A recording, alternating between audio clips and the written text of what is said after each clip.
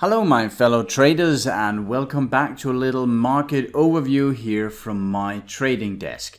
Now normally I send this overview out on Mondays, but to be honest the day yesterday was so chaotic and I actually took a couple of currencies trades and I was sent out of them both by a 1 hour stop loss, so I actually took a hit yesterday from the week's beginning, and that was because the market is so volatile and so nervous right now that I thought I was just gonna wait with the overview update here to see if the market could stabilize a little. Now, if you have been following the stock markets, you know that that is not really what happened, but we'll have a look at that later. The economic calendar here from the NSB website shows, as we all know, if you have seen into that there's not much really to have focus on today. There are some numbers from Europe, there is a FOMC member speech from United States, but to be honest, there's not much to look at. The real thing this week comes on Friday. Friday is well, it's not the first Friday in the month, that was Friday the 1st, but it is on Friday we get the NFP, the non-farm payrolls, that will really show us how much pressure there is on the Fed to taper their bond buying, and that is definitely what the market is going to look for. Now, if we are looking at the overall market, let's just see if we can find it here. If we're looking at, for instance, the SPY, the spider, we can see that the US market is dropping. The same with the Nasdaq. If we're looking at that, let's just have a look here on the hot list. We can find the Nasdaq down here, and that one has been even more severely hurt here. Definitely some rotation out of tech right now. Now, let's have a look at the currencies. That's really what the focus is here.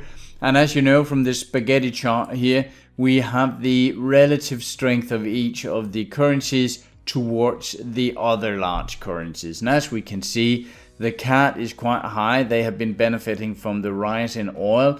We can see that the Australian dollar is tipping down a bit, and we can see that the New Zealand dollar is actually, it has gained a bit, but it's still a bit weak. As you can see later, I have a short in the euro versus New Zealand dollar. They have been moving a bit in the wrong direction, but let's see if we can take a profit out of that sometimes today. Now, you can also see that the British pound has been moving up for some days here. We can also see it on the 4-hour time frame here that the British pound is actually very strong right now. The dollar is gaining strength, and that is of course also due to the interest rate that we'll have a look at in a second. So let's just go over here, and we can see that the oil is moving straight up here on a daily chart, on a weekly chart.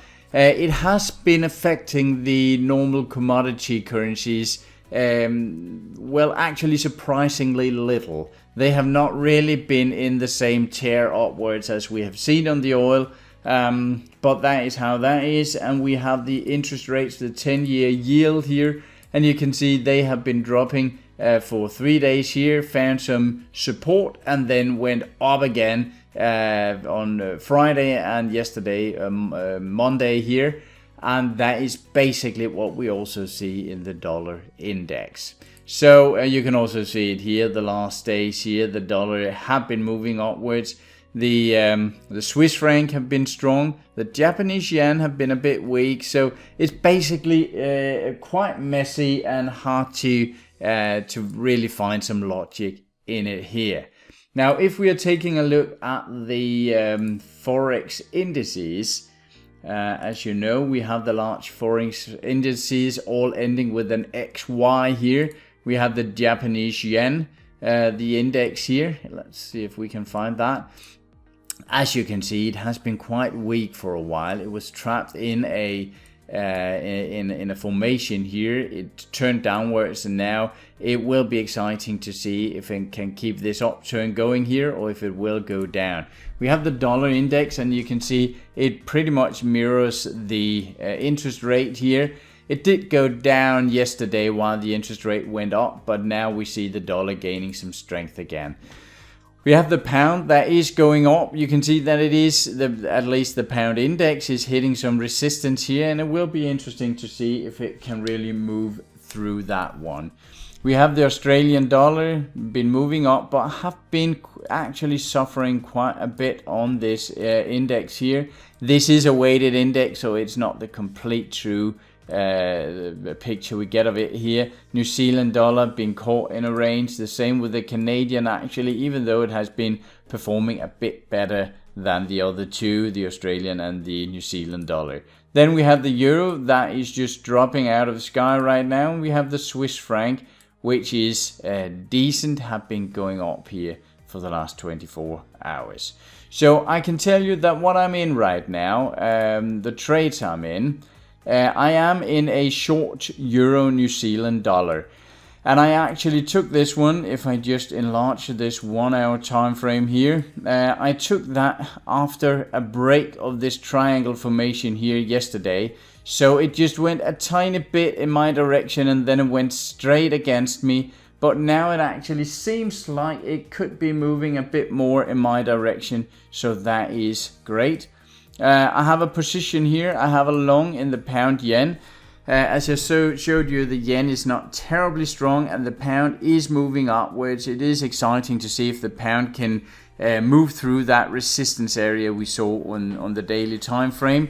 As not always, I am normally aiming for 1.5 to 1, meaning that the risk down here, 1R, what I'm aiming for is 1.5 times my risk. Sometimes, let's say the pound here, the pound yen moved really strong upwards. I do move my target a bit upwards to see if I can capture 1.1, 1.2, 1.3 extra R up here. That is always a good thing to go for. And then I have my New Zealand dollar, Canadian dollar, which is actually going a bit against me now. I took it this morning.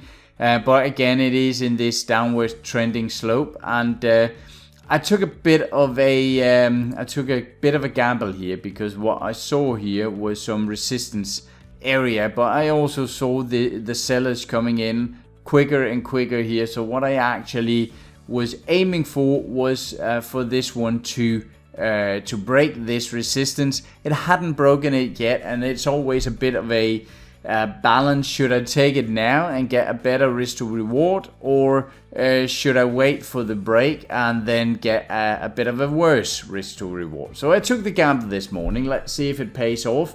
If it goes through my stop loss, well, I know where I get out, so that's not really an issue. It's always a question of controlling your risk no matter how you trade. All right. That's it for now. In a bit of a messy market, I am in these 3 trades, and well, it will be exciting to see if they will move into profit. I can see that the pound yen is starting to move here just as I speak, so it might actually be that early in the day here it might even hit my target up here. I'll keep an eye on that and see if I will move the target upwards if it moves strongly enough. I hope this was kind of an inspiration to you. Always remember to do your own analysis and take care of yourself and your money out there. Happy trading. Bye for now.